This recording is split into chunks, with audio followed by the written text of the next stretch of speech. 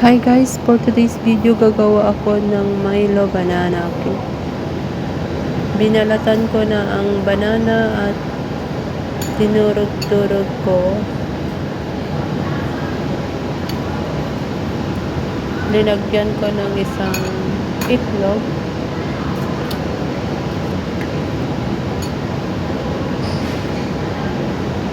Milo, pancake powder,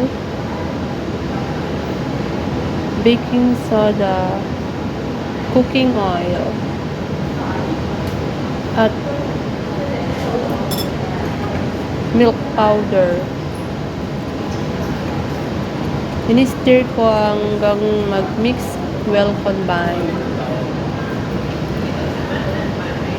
I-steam ko ng 30 to 45 minutes.